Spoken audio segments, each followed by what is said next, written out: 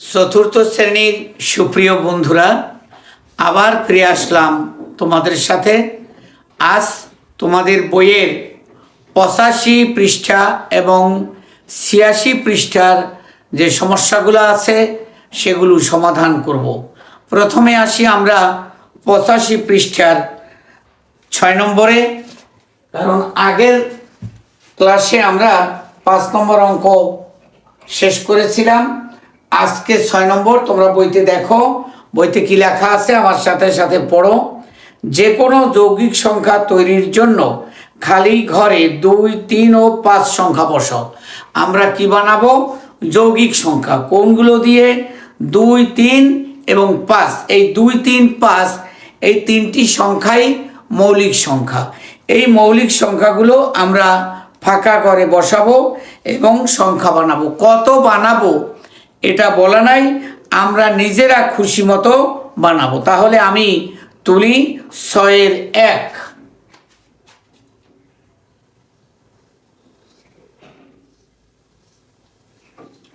6-এর 1-এ পরপর 3টা ফাঁকা ঘর দেওয়া আছে, আমিও দিয়ে দিচ্ছি।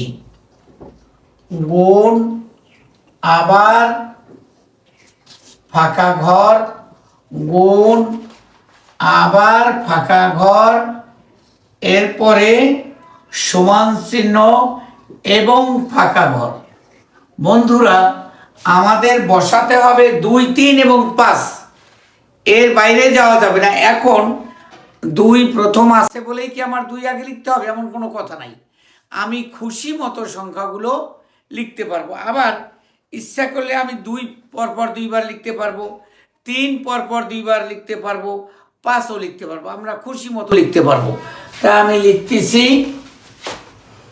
2, 3, 5। এবারে যদি আমরা গুণ করি, সবই গুণ, 3 দুগুণে 6, 5 6 30 হয়ে গেল। এখন কেউ যদি লেখে 5 গুণ 5 গুণ 2 তাতেও হবে, তখন হবে 5 5 25, 25 দুগুণে 50 লিখলেই হলো, যে যেমন করে লেখে। এবারে আসি আমরা 6-এর 2। আমরা যত অঙ্কের সমাধান করেছি এটা সবচেয়ে সহজ। আমাদের নিজস্ব স্বাধীনতা আছে, আমরা কোনটা আগে বসাবো কোনটা পরে বসাবো ধরাবাঁধা নিয়ম নেই। তো আগে এবারে আমাদের 4টা ফাঁকা ঘর, তার মানে যে কোনো একটা 2 বার লিখতে হবে।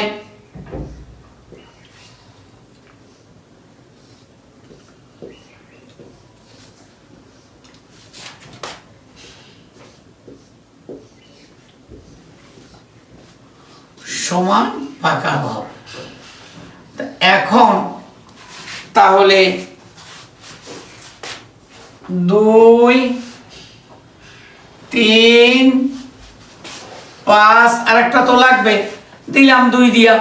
আর তোমরা যদি কেউ চাও যে না আমরা এই 5 দিব, দিতে পারো। যদি বলো যে না আমরা 3 দিব, দিতে পারো। তাহলে 3 দুগুণে 6, 5 6 30, 30 দুগুণে 60, এখানে হয়ে গেল 60।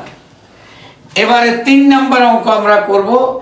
এখানেও ওরকম প্রথমে 4টা ফাঁকা ঘর।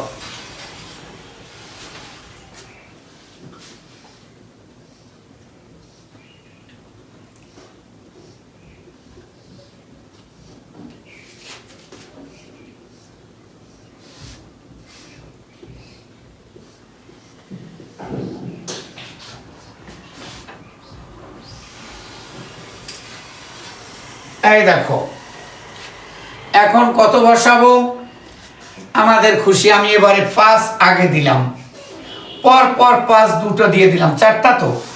এরপরে দিলাম 2, এরপরে দিলাম 3। লক্ষ্য করো, আমাদের বলেছিল 2 3 5, এর বাইরে আমরা কোনোটা দেইনি। এবারে গুণ করি, 5 5 25, 25 দুগুণে 50, 3 50 150।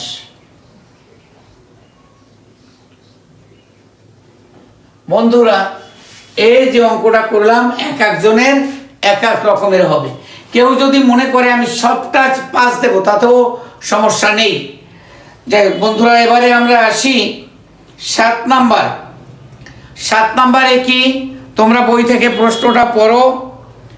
বক্সের সংখ্যাগুলোর মধ্য থেকে 2, 3 ও 5-এর গুণিতক নির্ণয় করো। এর মানে কি, 2 দিয়া কোণগুলোকে নিঃশেষে বিভাজ্য করা যাবে, 3 দিয়া কোণগুলোকে নিঃশেষে বিভাজ্য করা যাবে, 5 দিয়া কোণগুলোকে নিঃশেষে বিভাজ্য করা যাবে। এর আগে কিন্তু আমরা গুণিতক বের করছি এবং আমরা আরও শিখেছি বিভাজ্যতার নিয়ম। কি করে হঠাৎ করে বুঝবো যে এটা 2 দ্বারা বিভাজ্য হয়, এটা 3 দ্বারা বিভাজ্য হয়, এটা 5 দ্বারা বিভাজ্য হয়, এর আগে আমরা আলোচনা করেছিলাম, সেইগুলি আমরা কাজে লাগাবো।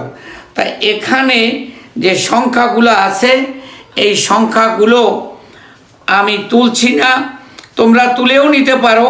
তাহলে আমাদের বের করতে হবে 2-এর গুণিতক, 3-এর গুণিতক, 5-এর গুণিতক। ঠিক আছে, আমি তুলে নিচ্ছি আগে।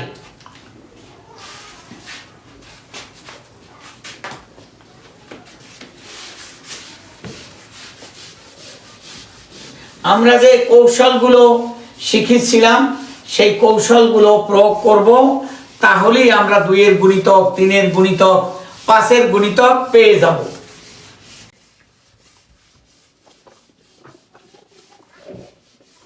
সাত নম্বরে আমি প্রথমে অঙ্কগুলো তুলে নেব, যে সংখ্যাগুলো আছে এগুলো তুলে নেব।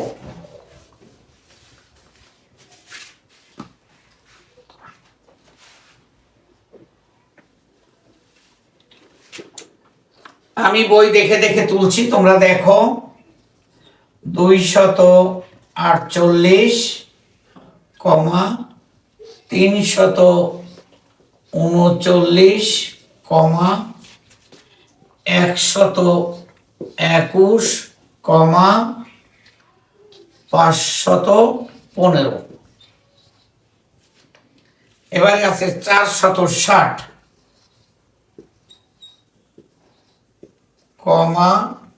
912। খুব মজা হবে এই অঙ্কগুলো করতে। 751, 555, 810, 951, 131, 725। তো এখানে 12টা সংখ্যা আছে। প্রথমে বলেছে 2-এর গুণিতক, এটা 7 নম্বর অঙ্ক, আগে 7 দিয়ে দিলাম। 7 নম্বর অঙ্ক 1। প্রথমে কি, 2-এর গুণিতক, অর্থাৎ 2 দ্বারা যেগুলা বিভাজ্য সেইগুলা বের করলেই আমাদের হবে 2-এর গুণিতক। এখন 2-এর গুণিতক কি আমরা বলেছিলাম, যদি কোনো সংখ্যার একক স্থানীয় অঙ্ক, অর্থাৎ শেষের অঙ্কটা, ডান দিকের অঙ্কটা 0, 2, 4, 6, 8 এই কটা থাকে, তাহলেই বুঝবো এটা 2-এর গুণিতক। তাহলে আমরা প্রথম থেকে দেখে যাই। 48, হ্যাঁ 248। কারণ কি করে চট করে বুঝবো এটা 2 দ্বারা বিভাজ্য, এই আমি লিখে দেই 2-এর বিভাজ্যর কৌশলটা। 0, 2, 4, 6, 8।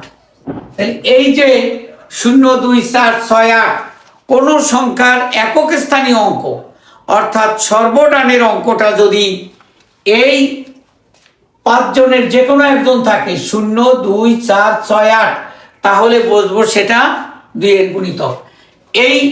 এটা হলো 2-এর গুণিতক বের করার চাবি। এই চাবিটা মনে রাখি আমরা।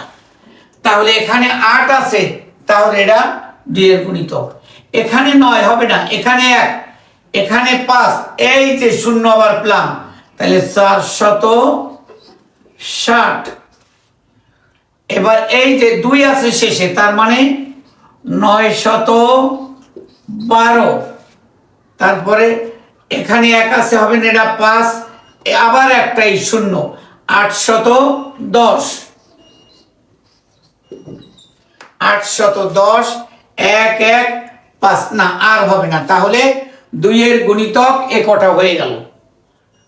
এই দেখো, এই যে বললাম 0 2 4 6 8, এর বাইরে আমরা একটাও দেই নেই, এই 8 আছে, এই জন্য আমরা 2 এর গুণিতক হিসাবে নিয়েছি।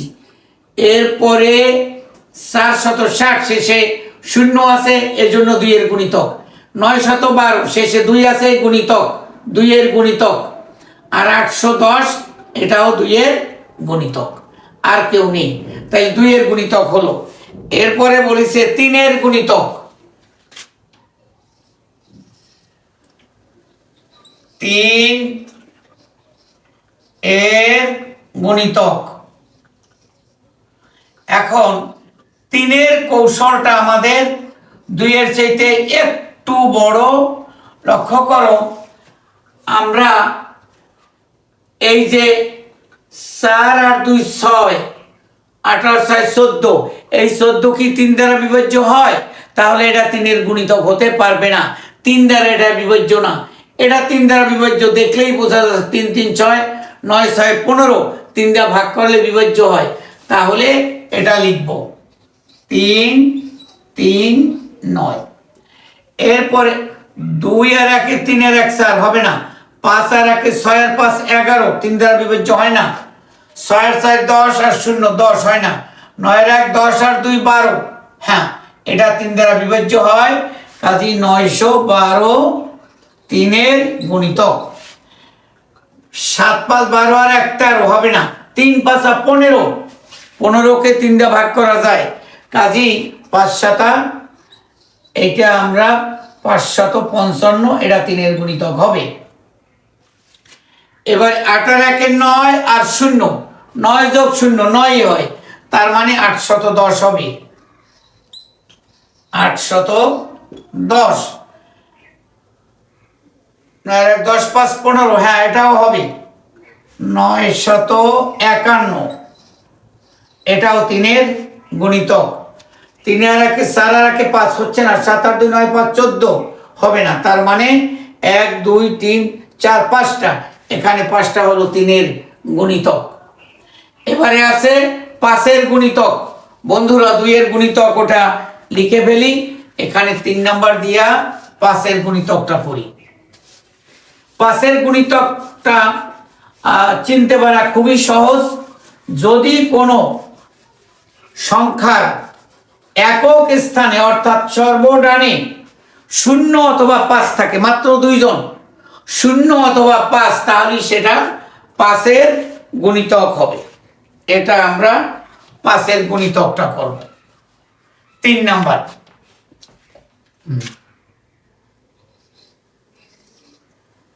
5 এর গুণিতক প্রথম থেকে যাই, এইখানে আছে শেষে 5, তাহলে এটা নিব 515। তারপরে 460 কেন নিলাম? কারণ শেষে 0 আছে, এটা 5 এর গুণিতক। আর এই আছে 555, শেষে একক স্থানে 5 আছে, 5 এর গুণিতক। 810 শেষে 0 আছে, তারপরে 1 আছে, 1 আছে, এই 725। তাইলে এখানে হলো 1টা 2টা 3টা 4টা 5টা, 5 এর গুণিতক 5টা হলো।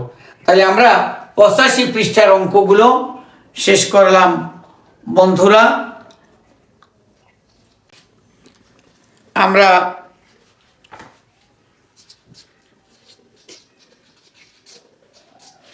পঁচাশি পৃষ্ঠার 6 এবং 7 করলাম। এবারে আমরা যাব 86 পৃষ্ঠায়। 86 পৃষ্ঠায় দেখো, 2টি ঘন্টার মধ্যে ক ঘন্টাটি 8 মিনিট অন্তর এবং খ ঘন্টাটি প্রতি 6 মিনিট অন্তর বাজে। ঘন্টা দুটি দুপুর 12টায় একত্রে বাজে, পরবর্তী কোন সময়ে ঘন্টা দুটি একত্রে বাজবে? তার মানে এমন একটা সময় হতে হবে যে সময়টাকে 8ও ভাগ করতে পারে, 6ও ভাগ করতে পারে। তার মানে সেই সংখ্যাটা বা সেই সংখ্যাটা হতে হবে 8 এবং 6-এর লসাগু। এই লসাগু যত 12টার সাথে আমরা সেই সময়টা যোগ করলে পরবর্তী সময়টা আমরা পাব। এখন লেখার কৌশলটা কেমন হয় সেটা আমি একটু তোমাদের দেখাচ্ছি। আমরা করতেছি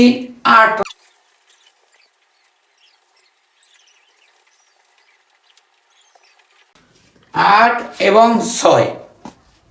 তাহলে আমরা একটু লিখে নিই। 8 নাম্বার হলো 8 নাম্বার, 8 এবং 6-এর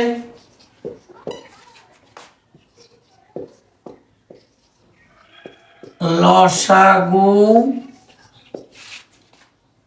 যত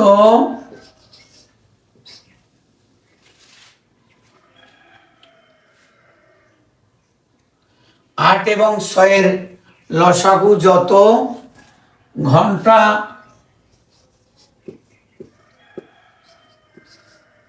ঘন্টা দুটি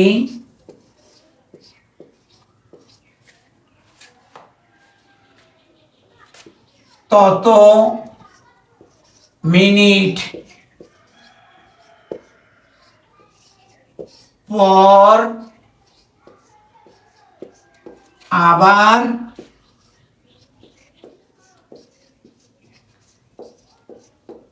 একত্রে বাজবে।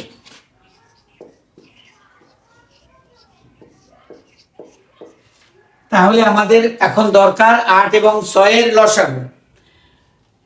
এর সাথে আমরা 12টা তো একবার বাজে, তাই পরবর্তীতে এই লসাগু যা হবে তত মিনিট পর আবার একত্রে বাজবে। তাহলে আমরা 6 এবং 8 এবং 6-এর লসাগু বের করব, তো অর্থাৎ লঘিষ্ঠ সাধারণ গুণিতক। তাহলে শুরু করি 8 দিয়ে।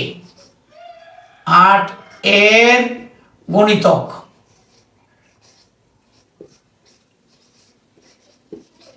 8, 16, 24, মানে সাধারণ আশা করছি 24 হবে। এবারে 6-এর গুণিতক আরো বানাতে পারি, যেহেতু ক্ষুদ্রতমটা লাগবে, প্রথমটা পেলেই আমাদের হবে 6, 12, 18, 24। এই দেখো আমরা পেয়ে গেছি 24। তাইলে আমরা বলবো কি, অতএব 8 এবং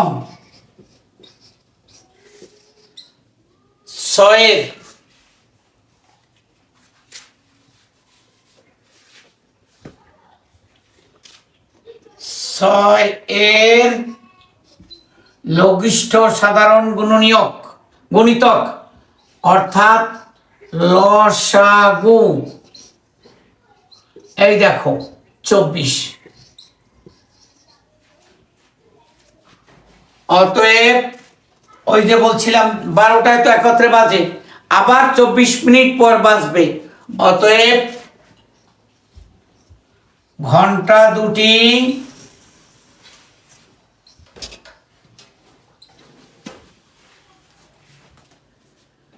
ঘন্টা দুটি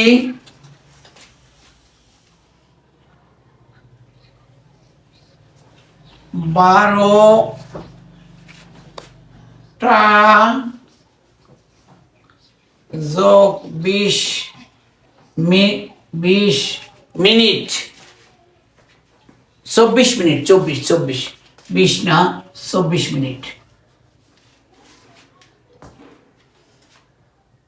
এই যে লসাগু 24 ছিল, 24 মিনিট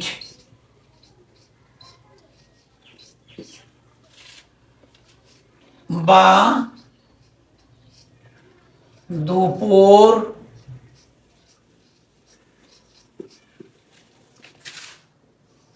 12টা 24 মিনিটে